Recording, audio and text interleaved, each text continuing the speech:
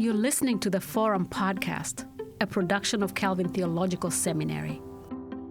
Dr. Tuininga, thanks for being on the Forum Podcast. We're excited to hear about your book, but before we get into that, I'd love to give our listeners a little bit of an idea of kind of who you are and how you came to Calvin Seminary. So start by telling me a little bit about your faith journey. How did you become a Christian, and kind of how has God guided you in your education, your family, your vocation so far? Yeah, so I was raised in a Christian home. I'm a pastor's kid. My dad was a Christian Reformed pastor for a good part of my childhood. And so our life revolved around the church and Christian school. And everything was, I went to Christian school. Everything was taught in a very theological framework. And so that was, we also moved around a lot. So spent part of my childhood in 3 different places in Canada, then moved to North Carolina when I was a kid. And I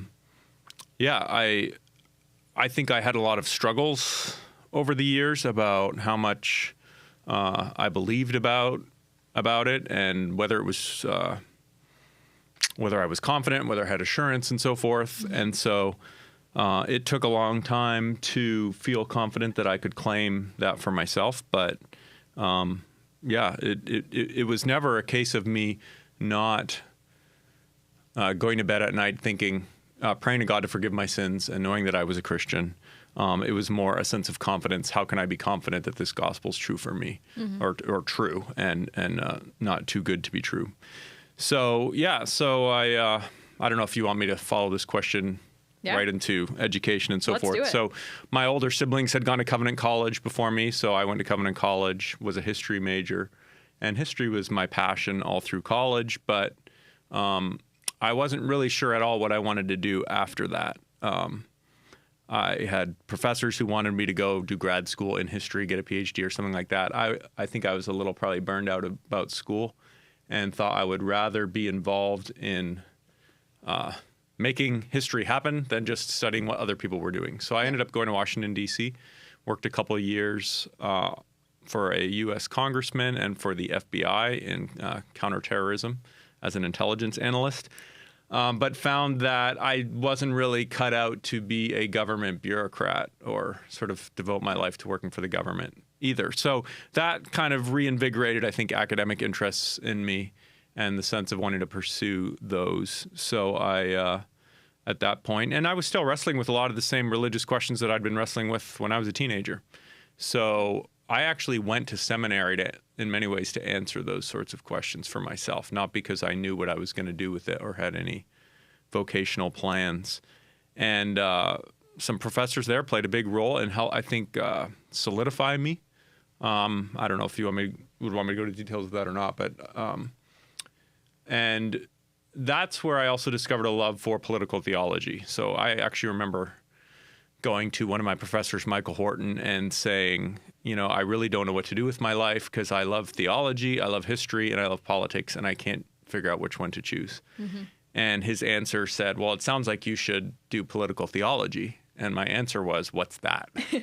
And the rest kind of unfolded from there. He had me do an independent study. I started working for David Van Drunen on his political theology stuff. And then that, in turn, ended up leading me to apply for a PhD program, which was officially in religion, ethics, and society, but I was basically looking at John Calvin's political theology. So, and I had met my wife, Elizabeth, in seminary. She was doing a historical theology degree there, and we got married within a year of meeting. And our oldest son, Joel, was born there at Westminster Seminary in California. And then when he was like a few weeks old, we moved across the country to Emory University in Georgia. And then my 2 daughters, Catherine and Sarah, were born there. So, okay. Yeah. So coming from then Georgia to West Michigan, how did that work out? Like, was it just you saw the job, you applied, and that was kind of it? Or were you kind of looking other places? Yeah. So as anybody who's gets a PhD knows, the academic job market is really brutal. To this day, many of the people I got a PhD with do not have academic jobs. I probably applied for at least 50 positions over the course of a couple of years and never heard back from most of them. and was actually, after a year or so of that, kind of discouraged about it. And it's funny because there was a professor from Yale who said to me, you know, sometimes it just takes the place that's the perfect fit for you. You really only need one. And, you know, at a certain point, I don't remember how I heard about Calvin Seminary opening up a position in moral theology, which, you know, there aren't that many Reformed institutions that have a full-time person in moral theology, let alone one that I'd be a good fit for. So my advisor, John Whitty, came from the kind of CRC background, and so he nominated me for that position. And I went through the application interview process and got the position. So I ended up here at Calvin Seminary. And then actually, I wasn't at that time a history professor. Okay. So that came a few years later. And I don't know if you want me to talk about that now. So my predecessor in history, Lyle Bierma, was approaching retirement. I knew that. And my own research interests had always, as I already told you, had always been very shaped by history. My Calvin book was in many ways a historical study of Calvin's political theology. So, you know, I was already working on this Puritan project. So I wanted opportunities to teach history, not just ethics. I approached Lyle Bierma about it, and he had me sort of replace him teaching history of Christianity too. I started doing more electives on that topic and talking with my department about using it to draw more PhD students who wanted to study American religious history. And so I don't know how many, 3 or 4 years ago, we did a title change, and I became professor of Christian ethics and the history of Christianity. Okay. So that's so fun. So as a follower of Christ and as a historian, what do you think is the role of a historian and or an ethicist coming from that Christian perspective? Yeah, well, they're very different. When I do ethics, I see that as kind of more of a theological enterprise. So I am trying to help students see what the gospel and scripture has to say for the Christian life. Yeah. And really give them more of a foundation or a paradigm for that rather than answer all their questions. Yep. History is very different, and I always have to remind students of this in classes.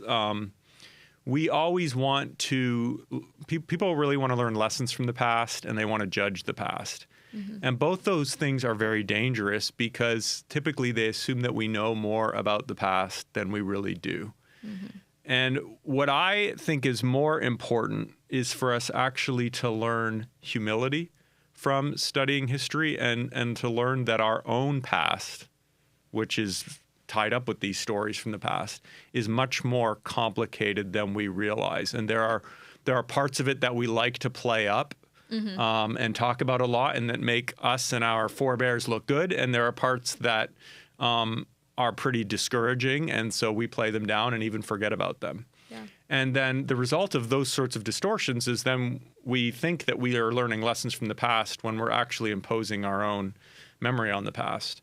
And so what history can do is help us to learn better what really happened, good and bad, and I think humble us about how we got where we are and how we ought to be engaging the times in which we live, which is shaped by the legacy of that background. So yeah, and both within the classroom and even within your work in the church, how do you think like a deeper knowledge of history or ethics, how would that shape a believer's life? You kind of got into the humility aspect of studying history, but I'm sure some people would be like, why would I need a church history class? Why do I need an ethics class? Why is this so important to me? Yeah. Why have that deeper knowledge? Well, when you're living the Christian life, whether that's in a community or in a political election season like what we're in right now, or whether you're doing ministry, you're doing that in a community, there's always a story, and that story impacts different people in different ways. Mm-hmm. And other people, whether from other backgrounds or religions or ethnic groups or whatnot, are going to be remembering different parts of that story than you are.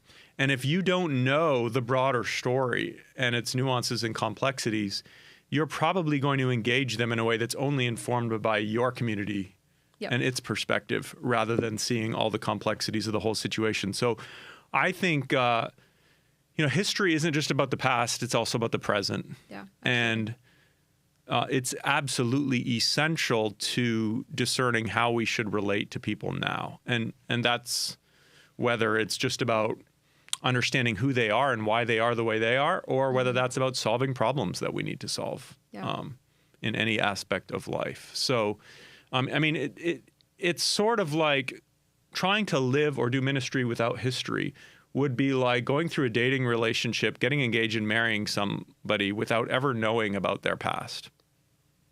Yeah. We can imagine all the complexities that come from that. Absolutely. Yeah.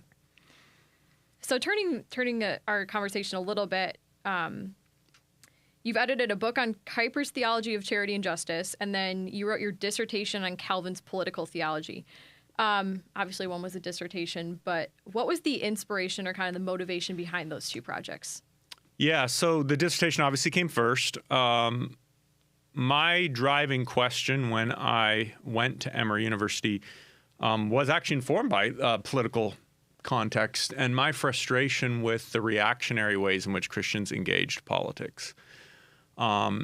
And I perceived there a lot of either sort of triumphalism, over-optimism about what difference Christians could make, or a sort of bitterness that came about through the failure of that vision.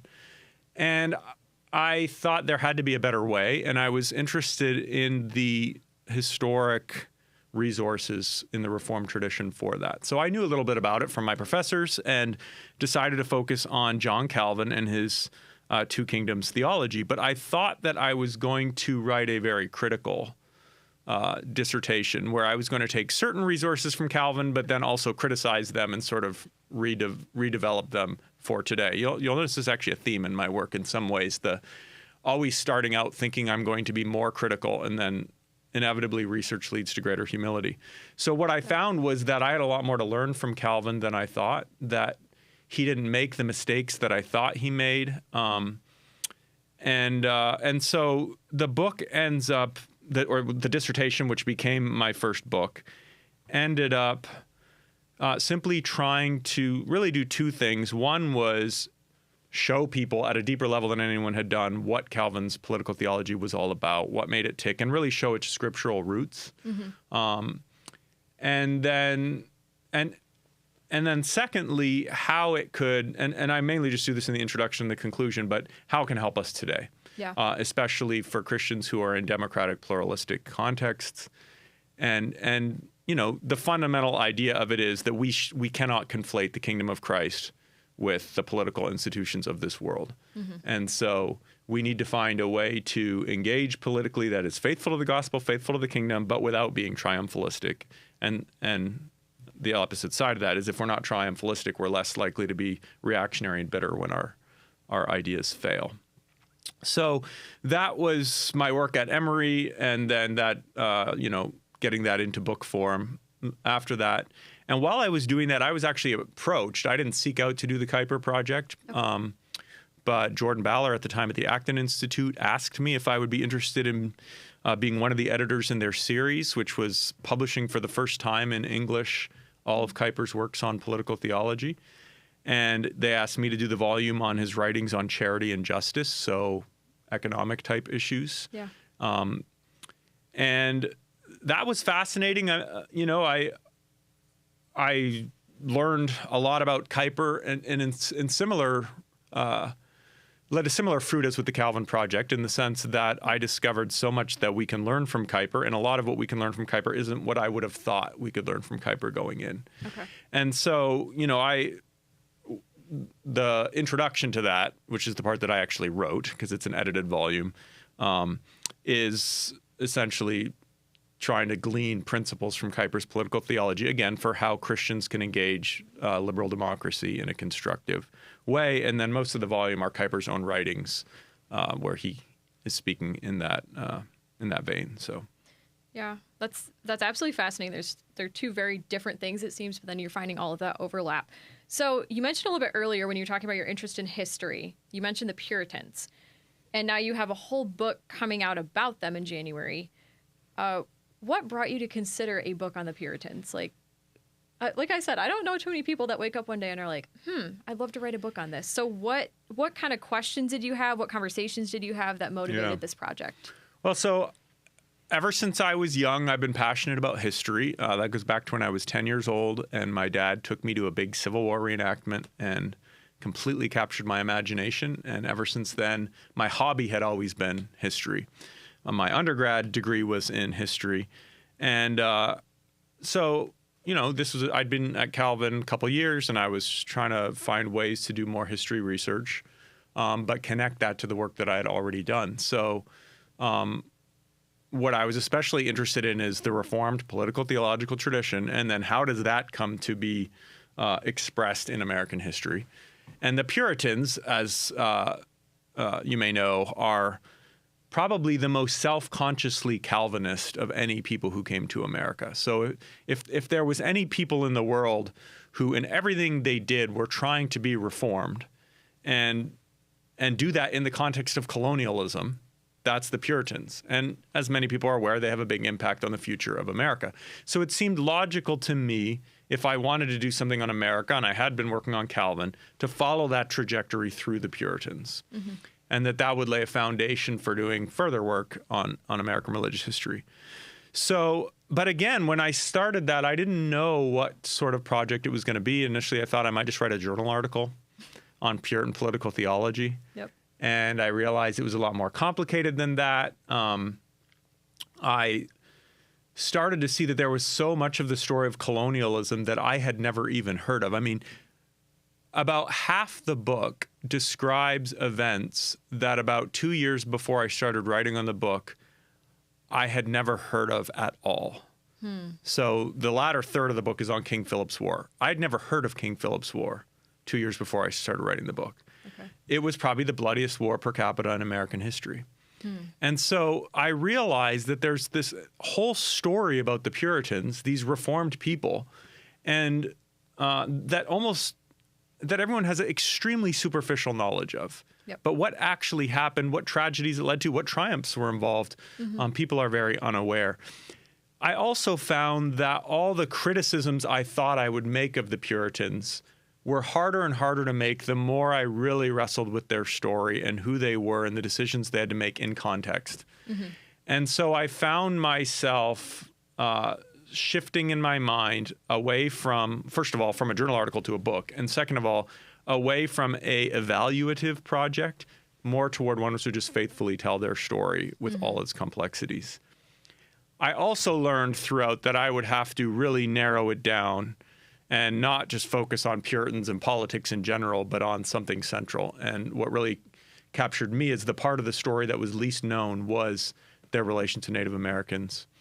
And, there's a good side and there's a bad side. On the good side, the Puritan mission to Indians was by far the most successful evangelistic effort that any English-speaking people and any Protestant people in the world made in the 1600s. So it was terrifically successful in that sense. On the other hand, the wars that resulted from Puritan colonialism, as I already mentioned, were some of the bloodiest in American history. And the Puritans viewed those wars in their missionary work as equally very religious, theologically informed events that had to do with, battling for the kingdom of God. So it's a hard story, but it's a really important story. And my goal in the book was really just tell that story well and fairly. Yeah. So tell me a little bit more about your research process. You had a grant for research, you traveled a lot, and it sounds like you also traveled with your family and also with just by yourself. So where did you travel, and what were even some of the highlights of being able to share the research process with your family? Yeah, so I will say I didn't travel as much as I thought I would have to because while I was working on this, COVID was happening. And as many historians now talk about, that dramatically changed the way historians can access archives. Yep. It's made our lives a lot easier. So archives that in the past would have required a physical visit, now we're not allowing a physical visit. And so they were offering to make all these digital copies for me. What the grant did is it helped me to pay for some of those copies that the archives had to produce for me, go to some of the very few that I did need to go to in person, And then what maybe was most formative was actually visit the sites where the key events in my book happened. And you can read all about an event in primary sources or secondary sources, but if you don't actually go on the ground to that place, you inevitably have a distorted understanding of how it happened. And that's true even though the events in my book happened, 350 to 400 years ago, and so much has changed. I mean, Boston today is nothing like what it was back then. But there are other examples of places that haven't changed that much. Also, like many historians, I like to drag my family to various historical sites, whether they are interested or not. So I did that, and some of them they found fascinating, and others they probably struggled to see why this random field mattered. But some of the highlights included, so there is a absolutely fantastic museum in Connecticut called the Pequot Museum. It may be the best museum about Native American history in the United States. They have a massive recreated, I think, wax Indian village, Wampanoag village, with at least half a dozen wigwams and a little Indian palisade and all these Indians doing the various things that they would do. And that's just the best part of a museum where the whole thing's really fascinating. My kids loved that. My daughter, Sarah, was always imagining herself as a Pequot for a very long time after that. So that was really spectacular, and I highly recommend people visit that. It's actually part of the Pequot Reservation, so it's still run by descendants of the people in my book. Another good example is a sort of darker example. So in my book, I tell the story of the massacre at Mystic, where about 500 to 700 Indians, including women and children, were slaughtered by Puritan forces. And so I wanted to go see where that happened. And when I went there to the location where this is in Connecticut, what struck me is there were no signs, there were no monuments at all. The only reason I could find it is because I looked it up online and had pinpointed the spot. And there's, on this hill where this huge massacre happened, it is now basically a residential neighborhood, and you would never know anything. Now, I did find out that there used to be a monument there, but the monument was to the captain of the English forces who conducted the massacre. And so that monument had been removed and moved somewhere else, but they never replaced it with any sort of monument, let alone even a plaque describing what happened here. The only trace of it is that street going over the hill is, if my memory serves correctly, is called Pequot Avenue. So that's kind of a counterexample of the way in which we erase troubling parts of our history. Yeah. And I'll give you one other quick example. So in Western Massachusetts, one of the big landmarks that was very important to Native Americans for centuries was this mountain, small mountain, which they called the Great Beaver because it is in the shape, from certain angles, looked like a beaver. And so that captured my kids' imagination. And there were, we went there and we hiked up to the top, and you get a really good view of the area in the Connecticut Valley. And I could point out my best guess at where some of the key events in King Philip's War happened.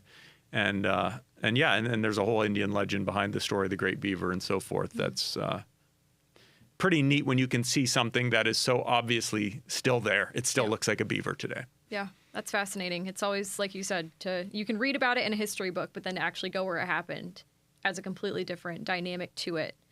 So kind of getting into the book a little bit, just a little bit. I noticed a huge list of people right before your introduction. And even to me, I was like, oh, this is very daunting.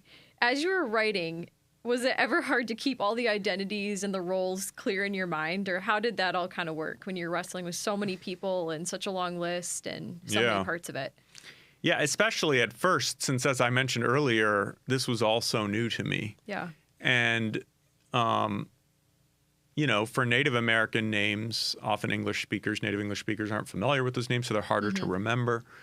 And just the level of complexity. I mean, we tend to think English Indians, but the reality is there are dozens of Indian communities with various degrees of independence or interdependency and so forth. So it's a really complicated world. And it was my editor at a certain point that said, you need to come up with a list so that when people are reading, they can go back and see, okay, who is this person?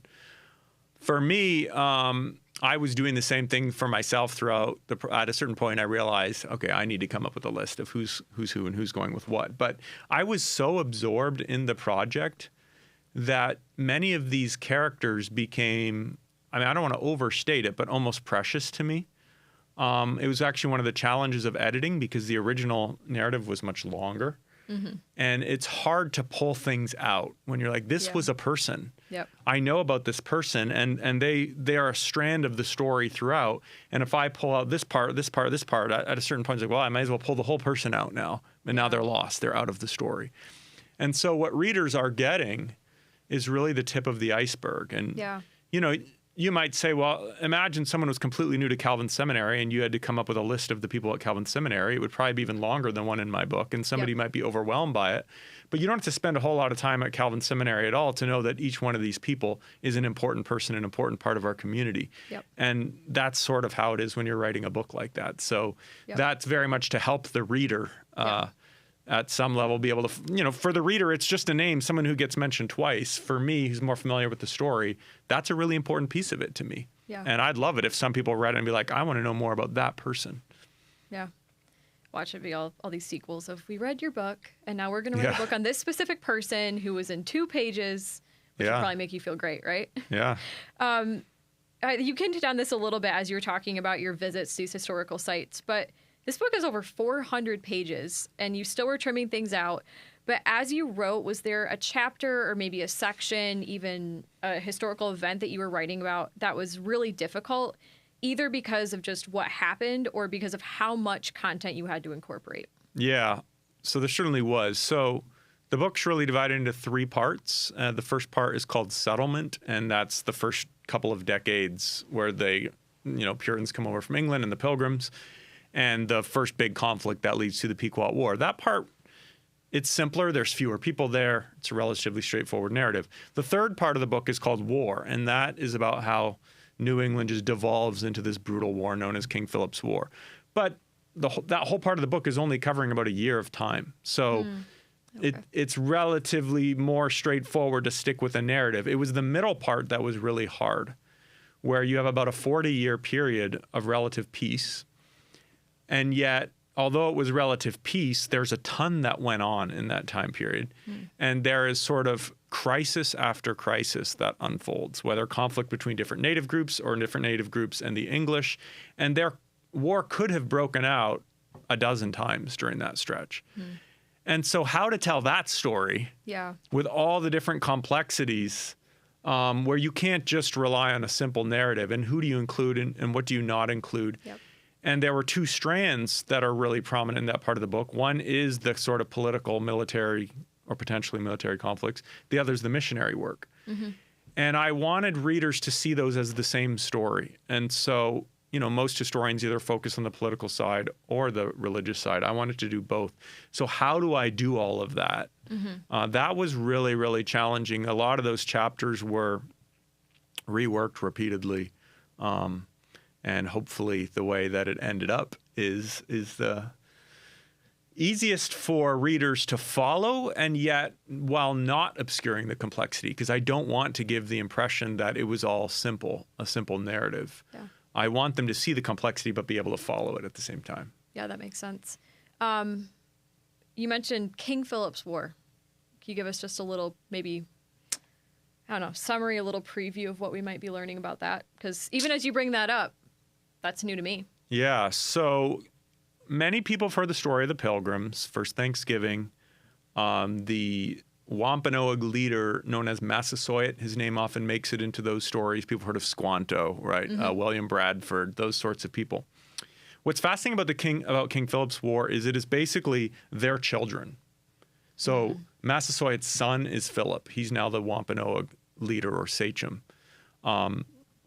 The governor of Plymouth is now Josiah Winslow, whose father had been Edward Winslow, early governor of Plymouth, one of the early Pilgrims. One of the leading military figures is William Bradford Jr., and I could go on and on. So there's figure after figure, and it's literally the children of that first generation. And they've made it to this point 40 years at peace. But by this point, Plymouth, the English colony, has become much more powerful, and the Wampanoags have become much weaker.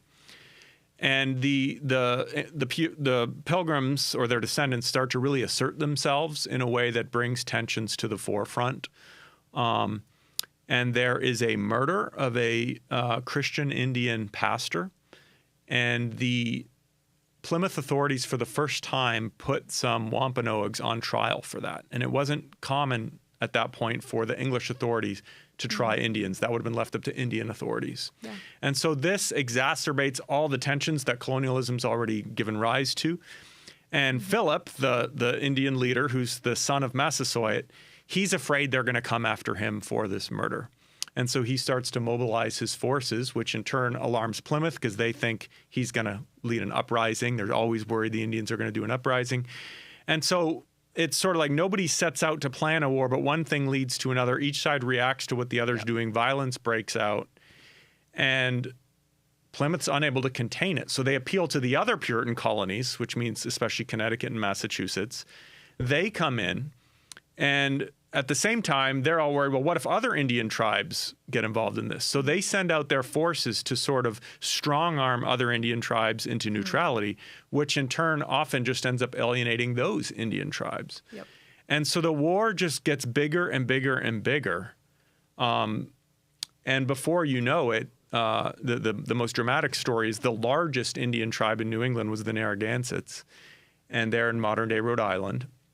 And they had remained neutral. They had stayed out of it. But the English were so worried that they were sort of on the sly helping the enemy Indians that they literally launched a major preemptive invasion of Narragansett country. And that ended up being the most brutal part of the war. And it just blew the war wide open. So, it's for a long time, the Indians have the upper hand, and town after town is destroyed. Churches are destroyed. And the English are alarmed that God is judging New England for all its sins. And at the same time, they feel surely God won't abandon us. And they're very confident that in fighting the Indians, they're defending Christ's kingdom. And so all these religious themes come in. Yeah. But for a while, a lot of people fear that this might be the end of New England. And then, I don't want to spoil everything for readers who like suspense, but obviously the war does shift toward the end. And what it ends up leading to is utter domination by the English. And a whole sub-story in that is there's always a group of Indians who support the English and are allied with the English, and many of them are the Christian Indians who become Christians through Puritan evangelization. And yet English anger at the Indians is so great that they take a lot of those Christian Indians, they remove them from their villages, and they put them on islands, desolate islands, what some historians have called basically internment camps, which is a bit anachronistic, but basically to protect those Indians and because they don't trust them. And so you start to see the emergence of what we would recognize as racism, where English are no longer thinking primarily in terms of the categories of Christian and heathen, but they're increasingly thinking English versus Indian. And that's going to have a big impact on, obviously, New England and America moving forward. Yeah. So, yeah. A lot there that I think people don't realize happened that helps explain where we went from there, and that's food for thought. Yeah, absolutely. Well, thanks for sharing that. So as you anticipate the book's release, hopefully in January, what do you hope readers kind of take away from reading a 400-page history of the Puritans and this war? Yeah, so I think two things that I typically say. So I like to say Americans like their history like a Marvel movie where there are heroes and villains. That's also how we like our politics, unfortunately. And the real world is just not like that. No. So if you think of the two main stories represented in my book, one is the story of Christianity and one is the early part of the story of America.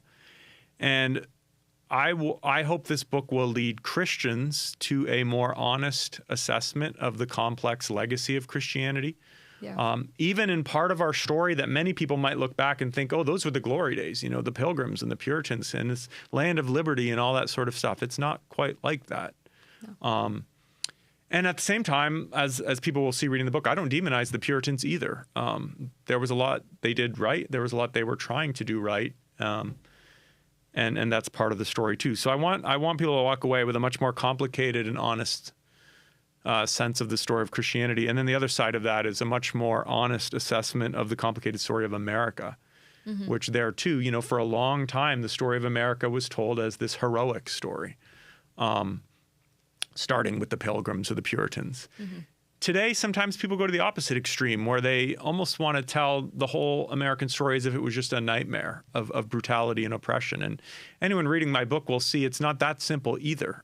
It's way more complicated than that. And I'll just a little example of this is I read the whole manuscript of this to my kids, which tells you that it's accessible to a broader public because they were able to follow it. And, at various points toward the end of the war, of the book, which is about the part of the war, I would ask them, who are you most sympathetic to in this story? And inevitably, they would answer by saying the Indians. But then I would have to ask them, well, which ones? Because the Indians were never all on the same side. Yeah. And they had a much harder time answering that question. And that reveals the levels of complexities that's just an angle into the levels of complexity that are there. And I think America, our politics, our understanding of our own history would be a lot better if we stopped trying to turn everyone into heroes and villains and understood these stories in terms of the deep levels of what happened, the complexities of what actually happened. Yeah. And like you said, these are real people with real names. They lived real lives. It shouldn't be as simplistic as just good thing, bad thing, hero, villain. Yeah. There we have it wrapped up in a pretty package. Yeah. In fact, the story's not about us, right? So we like to take our categories and use them to interpret the past. And even historians fall into this trap, I think, all the time. But, what happened in the 1600s was not about us. They didn't think through our categories. Yep. And, as long as we insist on our perspective shaping the past, we're going to continue to learn the wrong lessons from it, so to speak, and fail to understand who we ourselves are because we're the result of this past. Yeah. So is there kind of a new perspective you hope readers encounter in reading this book, or something that they take away into their kind of daily lives after reading it? Yeah, I think I've already tried to summarize that. Yeah, but even if people who read this book see it as just an example, but you could write a similar book about 1,000 other episodes in American history or Christian history. Yep. And so, when a big public debate breaks out about the legacy of racism or the legacy of slavery, or the founding of America and what it means, or religious liberty, things like that, I hope people will be humble. I really do. And sometimes I wonder if people are almost disappointed that that's the main lesson that I want them to walk away with. But I think we could use a fair dose of humility in our culture right now. Yeah. And a willingness to respect and learn from each other, and try to, maybe I haven't emphasized this side of it, but see each other's humanity just as we see the humanity of the people in the past. Absolutely. One last question as we wrap this up, but now that you have this book on the Puritans done, is there more Puritan history in the future for you, or are you going to kind of shift gears a little bit? I am shifting gears a little bit, at least for now. Okay. I always, my own self, I always kind of want to see, well, what happened next and what happened later. And so I'm actually currently working on continuing to follow the Reformed tradition, but looking at the Presbyterians who lived in North Carolina and Virginia during the Civil War crisis, which, like the Puritan book, is another sort of moment of great moral tragedy and moral complexity. Mm-hmm. And I'm endlessly fascinated by the question of how did these sincere Reformed Christians, who I take to assume were just as sincere as I am, and how did their faith guide them or fail to guide them as they lived through some of these really difficult and tragic and hard situations. Absolutely. Well, we are looking forward to this book coming out in January and having you back on here to talk more of the nitty-gritty of it. Congratulations. Thank you. Excited, and thanks for being here. Yeah, thank you, Leah, for all your questions. Yeah.